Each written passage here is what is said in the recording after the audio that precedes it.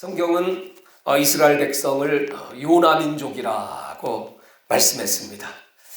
이와 같이 이스라엘과 흡사한 위치에 있는 또 처지에 있는 또 우리 대한민국 또한 역시 요나민족이라 이렇게 말할 수 있습니다. 요새 여러분 뉴스 가운데 제일 지금 이 나라가 지금 아주 온통 관심을 갖고 있고 하는 가장 중대한 뉴스가 하나 있죠. 바로 김정은이가 살았는지 죽었는지. 여러분 아시나요? 살았는지 죽었는지? 네, 이 각 보도가 지금 다 달리 나오고 있습니다. 중국에서는 약 50명의 그런 의료팀을 파견했다고 하죠. 근데 오늘 아침에 나오면서 그 뉴스를 들었는데 이제 일본의 한 신문사에서 발표된 바에 의하면 아주 좀 구체적이었습니다. 그것이 진짜인지 가짜인지는 모르겠지만 하여튼 그렇게 매스컴에 보도될 정도이면 어느 정도 신빙성이 있는 것 같은데 그 김정은이가 갑자기 이렇게 시찰을 하다가 가슴을 부여잡고 쓰러졌다는 거예요. 그래서 이제 급히 병원으로 옮겨서 주치의사가 이제 항상 이제 옆에 항상 동행을 하니까 보니까 이 심장에 어떤 혈관이 이제 막힌다고 그러죠. 그래서 이게 보니까 그것을 이제 빨리 응급처치를 해야 되는 거죠. 그걸 이제 스턴트라고 말하는데 그것을 빨리 해서 좁혀진 심장을 이렇게 뚫어주면 아무 이상이 없다는 거죠. 우리 집사님 한 분 지난달인가요? 시술하셨죠. 그리고 지금 아주 건강하시죠. 오늘도 교회 나오셔서 예배 잘 드리시고 만약에 이제 늦어진다든지 때를 놓친다든지 해서 이게 막히게 되면 리스 상태 또는 식물일관이 될 수 있다고 합니다. 근데 이 의사가 보니까 이제 그런 정도기 때문에 무슨 중국에서 외국에서 의사 와서 하기에는 시간이 너무 급하니까 그래서 이제 이분이 시술을 했는데 이 김정은이 워낙 뚱뚱하지 않습니까? 거구고 그래서 이제 그런 데다가 또 국가 최고의 이제 원수인데 혹시 잘못되기라도 하면 큰일 나니까 좀 긴장이 됐던 모양이죠. 그래서 이제 좀 떨리는 마음으로 손도 덜덜 떨다가 이 수술을 하는데 바로 하지 못하고 지체가 돼가지고 또 워낙에 이 몸이 크니까 하다가 약 7, 8분 정도 시간이 흘렀답니다. 그래서 이제 해결했는데 그 사이에 문제가 생겼다는 거죠. 그래서 지금 이제 뇌사 상태가 아닌가. 그때 이 혈관이 막히고 바로 뚫어주지 못해서 이제 오늘 나온 뉴스입니다. 아주 구체적인 정황을 일본 언론에서는 보도를 했죠. 그리고 로이터 통신에서는 중국에서 50명의 의료, 특별히 심혈관 계통의 전문 의사가 이제 중국으로 갔다 이렇게 이제 얘기를 하고 있습니다. 아직은 이제 잘 모르겠습니다. 어떤 것이 옳은 것이는 비일에 쌓여 있지만 하여튼 우리 이런 생각을 할 수 있습니다. 만약에 이렇게 해서 저가 소생하지 못하고 그냥 죽어버린다든지 아니면 식물인간이 된다면 어떻게 될까요? 지금 이런 말할 수 없는 격동의 시간이 역사가 이제 이 한반도에 펼쳐질 것입니다. 그 자체 안에서도 정권을 쟁취하기 위한 아마 모종의 아주 무서운 암투들이 지금 계속되고 있을 것이고 또 이제 열강들도 마찬가지죠. 중국은 중국대로, 또 미국은 미국대로, 또 러시아, 또 일본, 거기다 이제 우리 한국까지. 그래서 과연 우리 한반도가 앞으로 어떻게 될 것인가 하는 것이 초미의 관심사입니다. 2015년도에 중국에서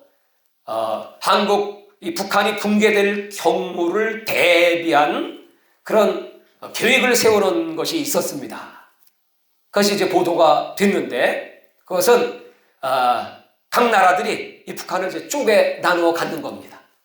그래서 저 러시아는 뭐 부동항을 원했으니까 블라디보스토크하고 붙어 있는 그 함경 북도 쪽을 차지하고, 근데 미국은 미군 기지가 필요하니까 뭐 땅이 뭐 넓은 땅이 필요 없지 않습니까? 이제 그 항구와 미군이 주둔할 수 있는 땅만 있으면 되니까 이제 황해도 정도의 태평양 연안의 땅을 차지하고, 그 다음에 이제 중국은 저 함경 남도부터 이 평안도 이쪽을 중심으로 해서 다시 함경도까지 해서 동해안까지, 왜냐하면 동해안에 거기 기지를 건설하고 태평양으로 진출하는 것이 중국의 이제 소원이고 희망이기 때문에 그렇게 차지하고, 또 우리 한국은 이 황해도와 이제 평안남도 일대를 차지하고, 그리고 평양은 그 4개 국가가 공동으로 통치하고, 그런 계획서가 나와서 실제로 그때 이제 미국과 중국이 사이가 좋은 때였기 때문에 만약에 그때 북한이 붕괴된다면 그렇게 될 수도 있었을 것이라는 거예요. 앞으로는 이제 모르겠죠. 지금은 좋은 사이가 아니기 때문에. 자, 여러분, 그럼 이제 우리는 이 성경을 통해서 과연 하나님이 저 북한을 어떻게 하실까? 오늘 저는 오전에 설교를 하면서 북한의 역사, 70년에 마치 바벨론의 포로 잡혀있는 그 이스라엘의 역사와 같이 70년 동안 저 공산 3대 세습 우상 체제에 붙잡혀 있던 흑암 속의 백성들입니다. 분명히 하나님은 고레스를 보내서 그 이스라엘을 해방해 주셨듯이 지금 마지막 때 다시 한번 똑같은 역사가 이 땅에 펼쳐지지 않을까? 그것이 하나님의 공의겠죠. 거기도 예수 믿는 지하의 교인들이 얼마나 많습니까?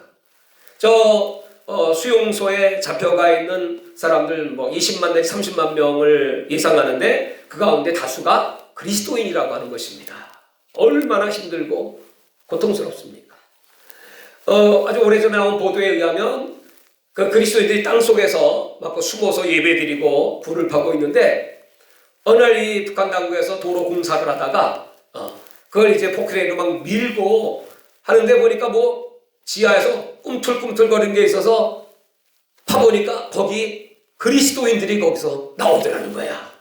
그래가지고 그냥 그 자리에서 그 동그란 롤라 그 있죠? 그 롤라 차로 그냥 밀어버렸다는 거예요. 그런 보도가 나온 적이 있습니다.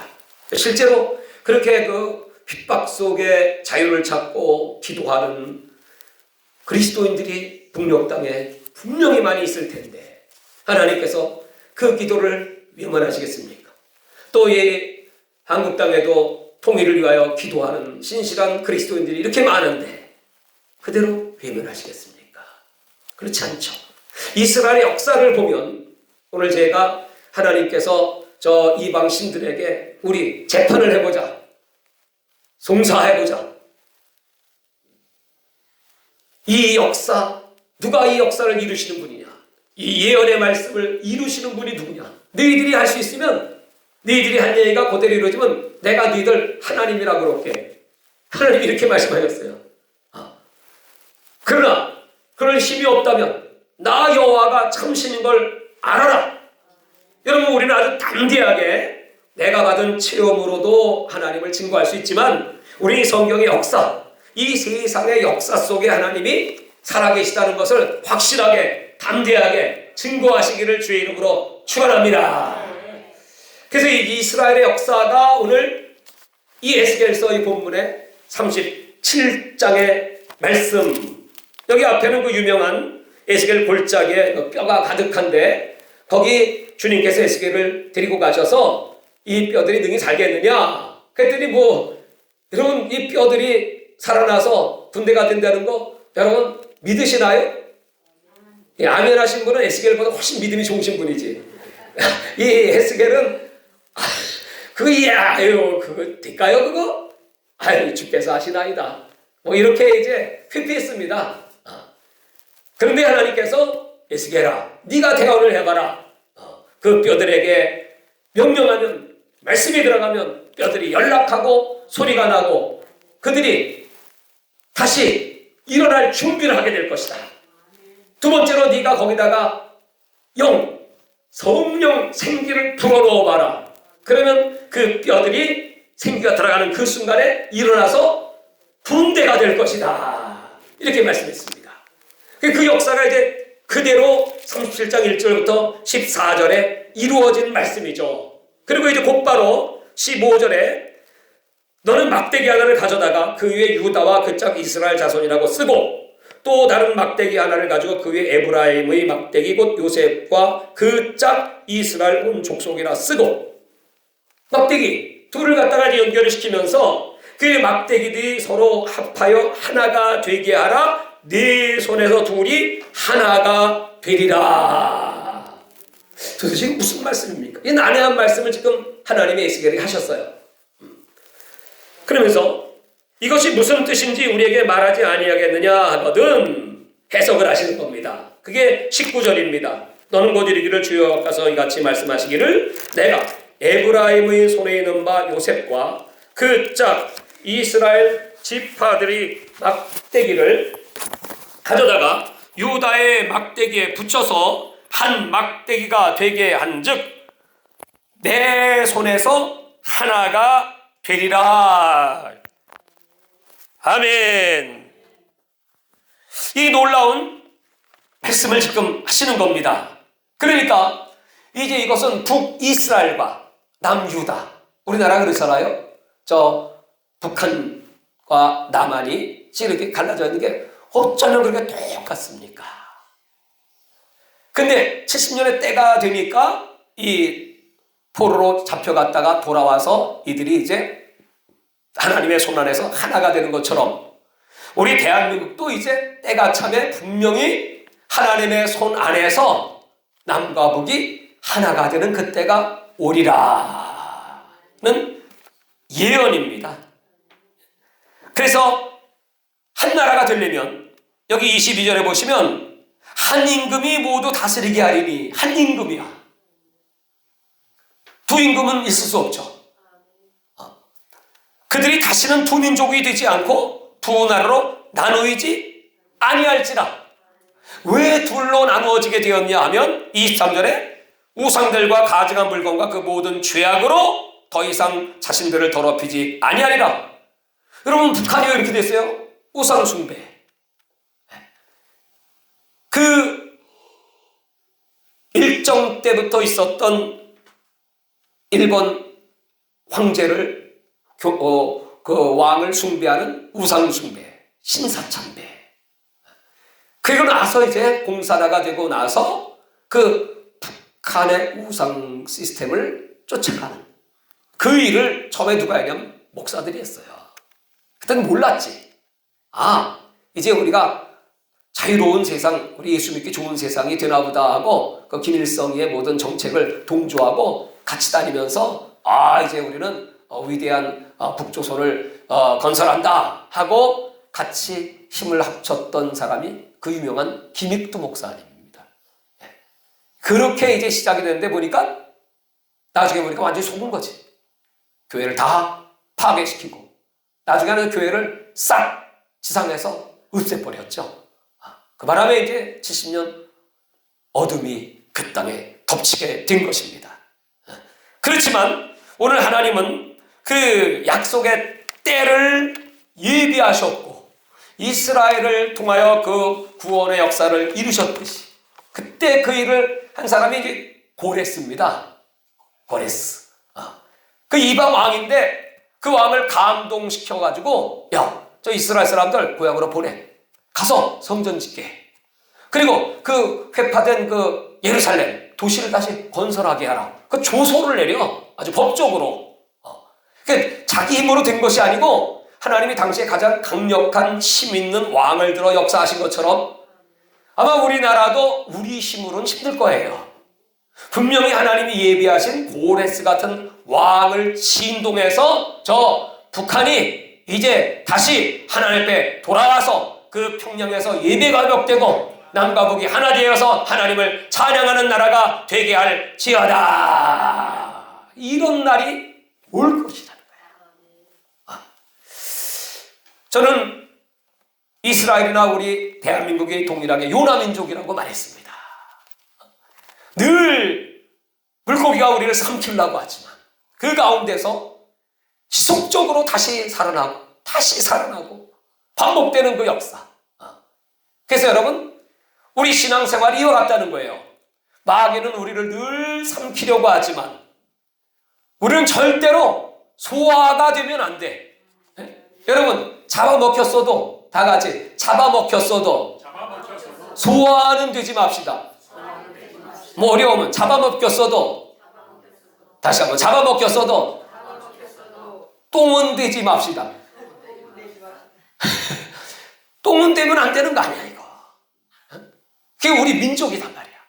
그래서 하나님은 우리 민족의 지금 이 영적 저항력, 면역력, 강력한 내성, 힘, 물론 다는 아니죠. 그러나 정말 하나님을 사랑하고 경외하는 민족적 사명을 깨닫고 그걸 이루어달라고 기도하며, 솔직히 우리 기도를 늘 하면서 물론 뭐 나를 위한 기도, 가정을 위한 기도, 우리 교회를 위한 기도 안 하는 건 아니지만 솔직히 말해서 제일 먼저 앞장서는 기도는 이 나라와 민족이에요. 그리고 전 세계 유리하는 영혼들, 오늘 예수님 손 안에서 저들이 우리와 하나 되게 하여 주옵소서. 그게 아버지의 소원이고, 예수님은 아예 너희는 먼저 그 나라와 그의 의를 구해. 네 나라, 네 의는 그거 아무것도 아니야. 네 교회, 네 양떼 그거 걱정하지 말고 그 나라와 그 의를 먼저 구해봐. 그러면 이 모든 것, 우리 주 예수님 교회와 우리 성도들, 우리 가족들, 우리 자녀들 다 형통하게 모든 것을 더하여 주시리라. 할렐루야. 그래서 이제 오늘 이 우리 한국의 그 역사를 어떤 분이 이런 조사한 것을 제가 메모를 하면서 참 은혜를 받았습니다. 우리 한국은 AD 40년경에 김수로 왕이 가락국을 건설합니다. 근데 이제 혼자였는데 나는 절대 결혼 안 합니다. 그러면서 혹 하늘이 점지해주는 그런 신부가 나타나면 모를까. 근데 이제 어느 날 그 김해 앞바다에 허황옥이라고 하는 공주가 나타납니다. 근데 이 공주가 누군가 했더니 인도계 유대인이었다는 거예요. 그래서 저 사람이 하나님이 짝지어주는 사람이구나 하고 결혼을 하게 됐는데, 그 허황옥 공주가 가지고 온 게 철기 문화였다는 거예요. 그래서 이 철로 뭐 절제, 뭐 창, 뭐 호미, 이제 그런 그 문화가 그때부터 발달하기 시작해서 국가다운 국가가 되었다는 것입니다. 근데 그가 요셉의 그 므낫세 지파였다는 것입니다. 그래서 지금도 그 김해에 가면 이 쌍어 축제라는 거 같아요. 물고기. 그 쌍어 축제라고 오병이의 그림이 있고, 그 인도 아유타국에 문양이 있다고 합니다. 그걸 보면 벌써 아주 오래전에 하나님께서 그 유대인을 보내서, 하나님은 유대인인 이스라엘과 성경의 창세기 10장 25절에 나오는 그 벨렉 족속의 후예인 아브라함의 후손과 형제인 동생 욕단의 후손 동편산으로 온 우리 대한민국, 이미 오래전부터 그런 작정을 하시고 이 두 형제 국가를 통하여 동쪽 끝 서쪽 끝 두 나라를 통하여 세계 선교의 역사를 이루시고 마지막 때 예수님의 재림을 준비할 그런 역사를 예비하셨다는 거예요. 잘 안 믿어지나? 믿어져요? 그리고 두 번째로 일제 36년 식민지 지배 시대 때 이 상해에 그 임시 정부가 세워지게 됩니다. 그때 그 일본 지배하에. 근데 그 중국 또한 일본의 지배를 받을 때인데 어떻게 임시정부가 그 중국 상해 안에 세워질 수 있었을까요? 그 연구를 해보니까 1920년대 러시아에서 상해로 온 유대인들이 약 2,000채 정도의 그 건물을 소유하고 그 유대인 공동체 중심에 상해 임시정부가 있었다는 거야. 그 유대인들을 건드릴 수가 없으니까 우리 임시정부도 그때 안전하게 보호를 받을 수가 있었다는 것입니다. 세 번째로는 1945년도 일본이 이제 원자폭탄으로 망하게 될 때 여러분, 일본이 원자폭탄으로 망하면서 제일 덕본 나라가 어떤 나라일까요? 대한민국. 그 바람에 독립했잖아. 그 원자폭탄을 만든 사람이 누굽니까? 아인슈타인이 유대인이야. 그래서 유대 이스라엘과 우리 한국은 뗄래야 뗄 수 없는, 김수로 왕부터 시작해서 상해 임시정부 때, 그리고 우리나라가 1945년 독립할 때, 그 다음에 이제 이 하지 중장이 3년 동안 신탁 통치를 합니다. 근데 이 하지 중장이 우리나라에 그때 무슨 법이 있나요? 왕정 통치제니까 아무것도 없지. 그래서 그분이 하버드 대학의 자기 친구, 최고의 그 법학자 9명들에게 부탁을 합니다. 이런 나라가 있는데 법을 좀 만들어, 헌법이 필요하다. 그래서 그들이 만든 법, 그것이 바로 우리 대한민국의 헌법의 기초라는 것입니다. 예. 그리고 근데 그 하지가 누구냐 했더니 그 사람이 유대인. 그리고 이 땅에 이제 학교를 세워야 될 텐데, 그래서 세운 학교가 경성제대, 지금의 서울대학교인데, 그 대학교 도서관도 만들고 또 이제 학교를 세웠으니까 이제 교훈을 만들어야 하는데, 그 교훈을 뭘로 해야 될까 하다가 베리타스 룩스미아라고 하는데, 그것은 진리는 나의 빛이다. 그것이 지금 서울대학교의 교훈이라는 거예요. 진리가 나의 빛이다. 성경을 인용해서. 예. 그리고 이제 이승만 대통령이 스위스 이제 제네바에 가서 이제 연설을 하게 됩니다. 그때 이제 우리나라가 독립을 하고, 근데 거기서 누구를 만나느냐 하면 오스트리아계 유대인인 프란체스카 여사를 만납니다. 이 프란체스카와 이승만 대통령의 나이 차가 얼마였더니 25살 차야. 당시에 49살이고 이 신부는 24살이야. 이루어질 수 없는 사랑이죠. 임파시블 러브. 근데 이 젊은 처녀가 이승만 대통령을 좋아하게 돼서 결혼을 하게 됐다. 그러면 여러분, 유대인 여자와 한국 이방인 남자가 결혼하면 이방인 남자도 유대인이 됩니다. 그래서 이스라엘과는 우리나라는 뗄래야 뗄 수 없는 그런 관계를 맺게 되고, 그리고 이 6.25 전쟁이 터졌습니다. 그때 메가더 장군 알잖아요. 처음에 트루만 대통령은 포기하자. 우리가 거기에 피를 쏟을 이유가 뭐가 있냐? 근데 이 메가더가 이승만하고 친구였답니다. 그는 말하기를, 나는 이승만과 언약을 맺은 사람이다. 우리는 절대 대한민국을 포기할 수 없다. 그리고 트루만 대통령에게 요청을 해가지고 참전을 해서 인천 상륙 작전을 거행하게 됩니다. 만약에 그 작전이 없었으면 한국은 끝난 거죠. 그리고 그때 6.25 참전한 이스라엘이 17만 달러를 원조했고, 미국계 또는 영국계 유대인이 200명이 참전을 하게 됩니다. 트루만이 이제 허락을 해서.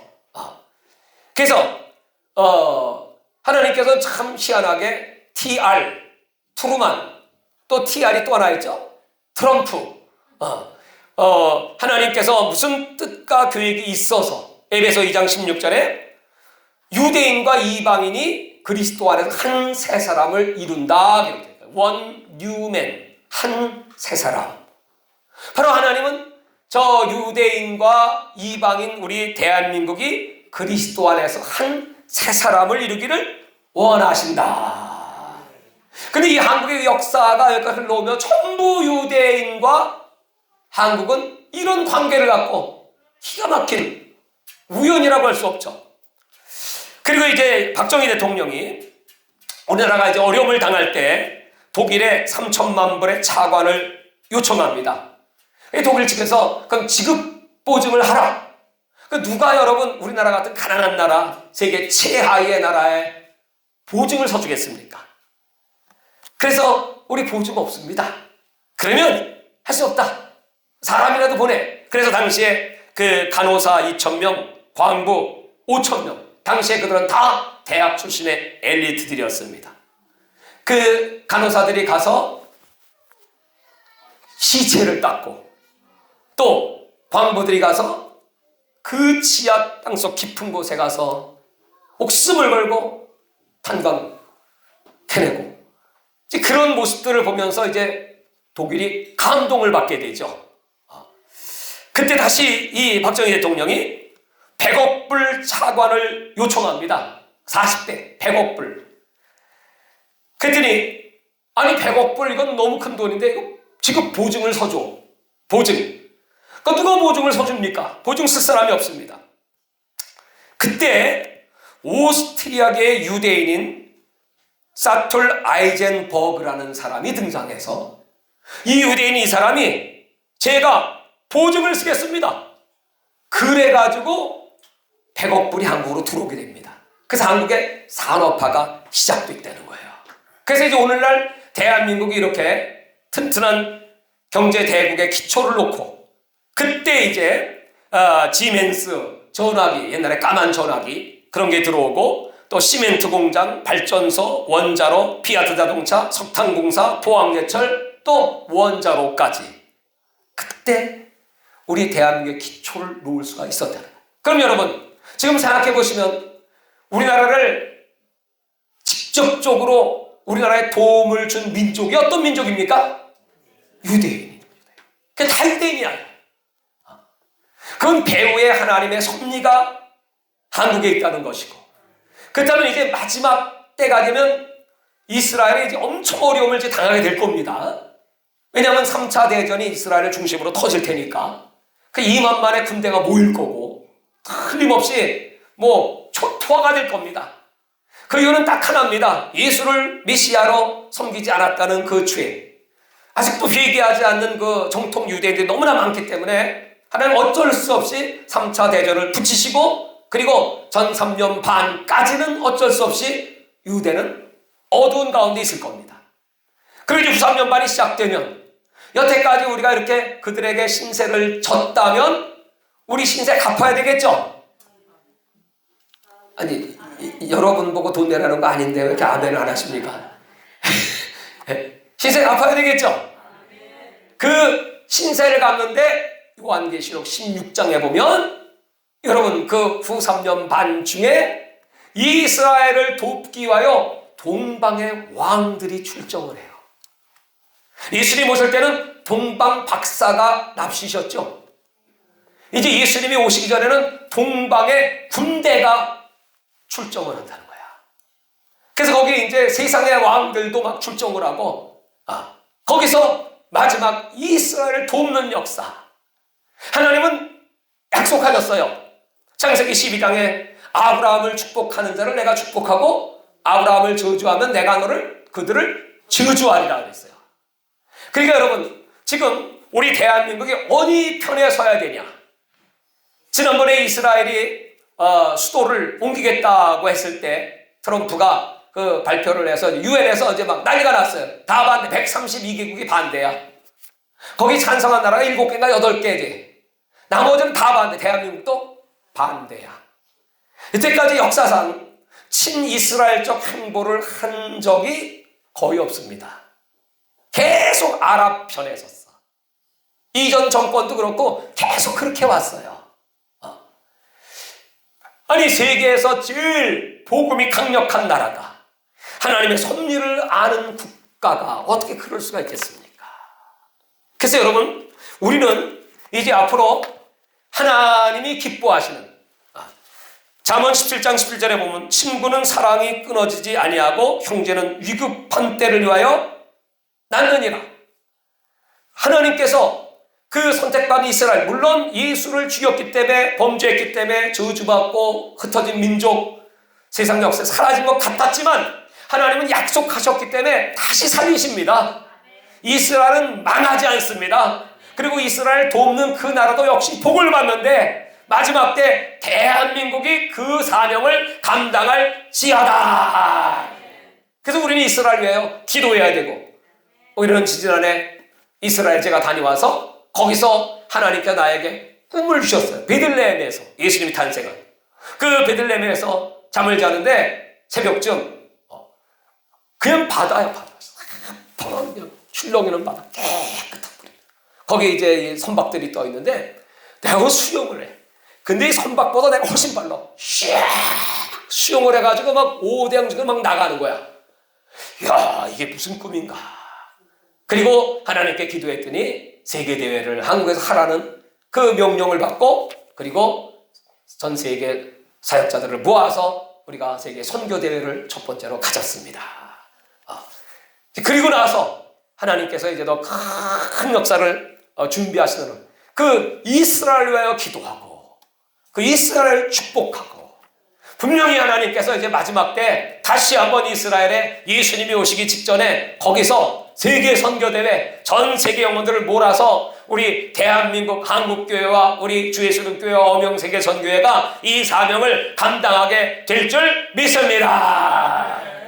그런 이 놀라운 하나님의 역사 우리 이루어 주시기를, 지금 이 북한 땅이 하나님께서 정말 그 신묘막측한 방법으로 아무리 머리통으로 생각하고 뭐 어떻게 해야 좋을까, 어떻게 하면 딴 나라한테 뺏기지 않고 북녘의 백성들이 자유를 찾고 복음을 듣고 통일 대한민국이 이루어질까. 오늘 이 에스겔 37장의 말씀, 그 막대기들이 서로 합하여 하나가 되게 하라. 네 손에서 다 같이, 염치는 없지만 내 손에서 둘이 하나가 되리라. 누구 손? 요 내 손. 어디서? 요 내 손 아래. 다시 말하면 저와 여러분의 기도 속에 분명히 대한민국의 복음 통일의 역사가 나타날 것이고, 통일 대한민국은 세계 최고의 나라로 하나님 우뚝 세우셔서 세계 선교의 새 역사 이루실 줄 믿습니다.